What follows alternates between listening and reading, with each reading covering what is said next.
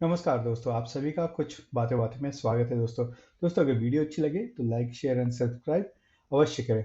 दोस्तों, आज हिंदू शरणार्थियों की जो मनोकामना थी उसको पूरा करने का काम जो है मोदी सरकार ने किया है। मोदी सरकार ने आज CAA को रूल्स को नोटिफाई कर दिया है और इसी के साथ जो हिंदू शरणार्थी पाकिस्तान, बांग्लादेश, अफगानिस्तान से आए हैं उनके लिए भारत की नागरिकता देने का काम शुरू हो जाएगा।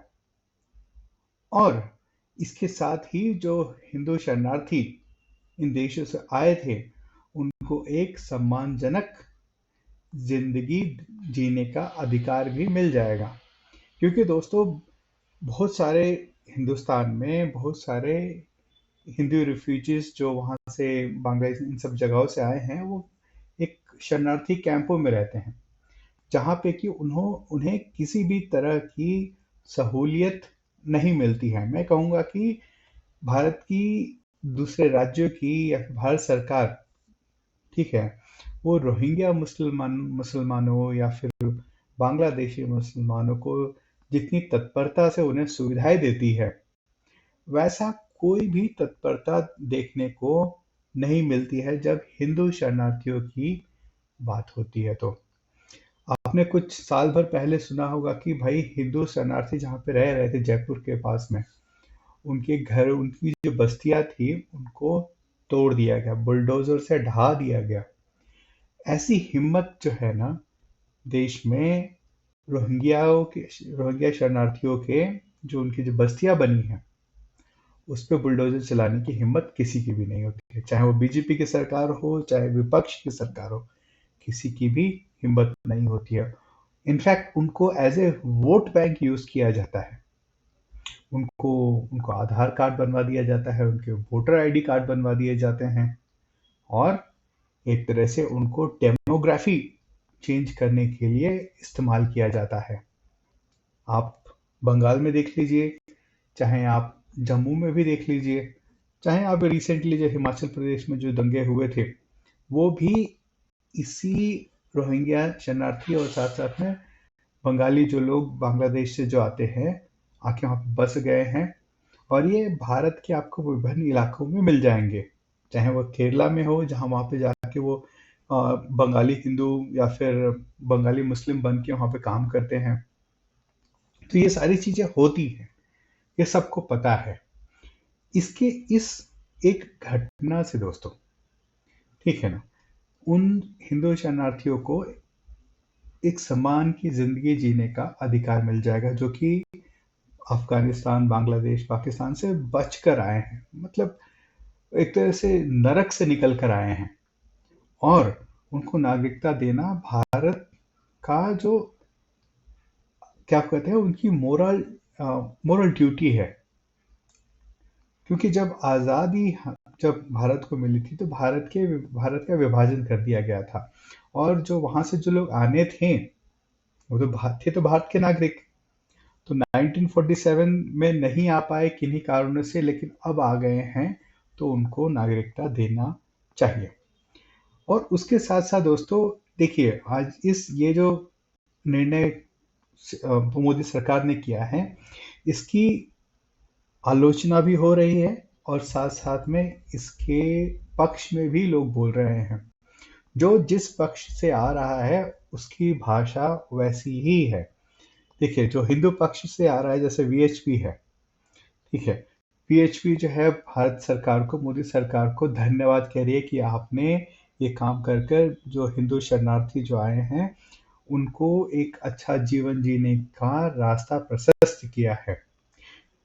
शुभेंदु अधिकारी बीजेपी से हैं और वो मतुआ कम्युनिटी जो कि बंगाल में है, जो कि बांग्लादेश से माइग्रेट करके यहाँ पे आई थी, उनको काफी बड़ा एक संख्या है यहाँ पे मतुआ कम्युनिटी, उनको वहाँ पे नागरिकता नहीं है जो रह रहे हैं। तो उनको भी वहाँ पर जो है क्या बोलते हैं, उनको भी अब नागरिकता मिलेगी, तो वो वहाँ पे भी अच्छी बात है। फिर उसके बाद जो संत लोग हैं वो भी कह रहे हैं कि भाई ये बहुत ही अच्छा कार्य हुआ है, जो हमारे हिंदू जो है छूट गए थे वहाँ पर और जो आ गए हैं यहाँ पे पहुँच गए हैं उनको नागरिकता देने का कार्य सरकार कर रही है, बहुत ही अच्छी बात है।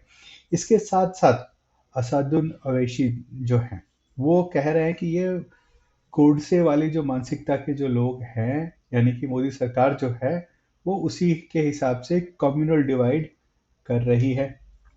कांग्रेस के कुछ नेता लोग जो हैं, वो कह रहे हैं कि भाई ये जो है पोलराइजेशन किया जा रहा है, हिंदू और मुस्लिम समाज को बांटा जा रहा है। ठीक है। उसके बाद कुछ लोग कह रहे हैं कि बीजेपी जो है डेस्परेट है जीतने के लिए, और उसको वो कह रहे हैं कि भाई बीजेपी ने कुछ अच्छा काम नहीं किया है और उन्हें लग रहा है कि ये चुनाव जो है हार जाएंगे, तो इसीलिए उन्होंने ये ये जो मुद्दा जो है अभी लेके आए हैं, चुनाव से जस्ट पहले नोटिफिकेशन 2-3 दिन में आ जाएगी। इसके साथ साथ कुछ लोग कह रहे हैं कि भाई एसबीआई का जो इलेक्टोरल बॉन्ड वाला जो इशू है, आज सुप्रीम कोर्ट ने भाई कह दिया कि कल तक दे दो आप, तो उससे उस मुद्दे को दबाने के लिए भी ये सीएए का जो नोटिफिकेशन है वो भी इसलिए लेके आया गया है। लेकिन ये सब जानते हैं कि मोदी सरकार ने पहले ही क्लियर कर दिया था कि इस 2024 इलेक्शन से पहले ही सीएए की नोटिफिकेशन हो जाएगी, तो एसबीआई वाला जो लोचा है वो भी नहीं चला। तो इस तरह से अलग अलग लोग हैं, अलग अलग उनकी वाणी है।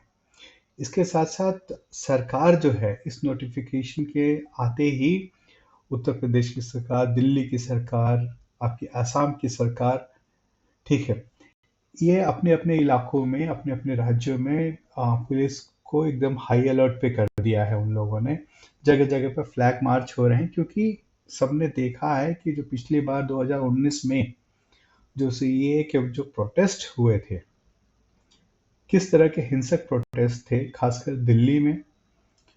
तो भारतीय सरकार जो है ये उस घटना की पुनरावृत्ति नहीं चाहेगी, इसीलिए जितनी भी तैयारियां हैं वो सारी की जा रही हैं, और जितने भी लोग हैं, खासकर एनजीओ और जो विपक्ष जो है, वो इस मुद्दे को भुनाना चाहेगा। वो कहीं ना कहीं वो चाहेगा कि देखो, भारत जो ये बीजेपी की सरकार है एकदम हिंदू राष्ट्र की तरफ बढ़ रही है, ये एकदम कम्युनल पार्टी है।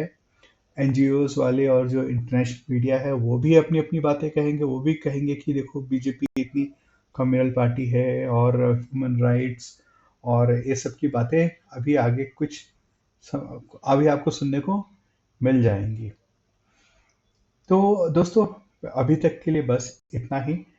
वीडियो को अगर अच्छी लगे तो उसको लाइक, शेयर एंड सब्सक्राइब करें, और अगर आप कुछ बातें जोड़ना चाहते हैं तो कृपया करके कमेंट भी अवश्य करें। बहुत बहुत धन्यवाद दोस्तों, फिर मिलते हैं।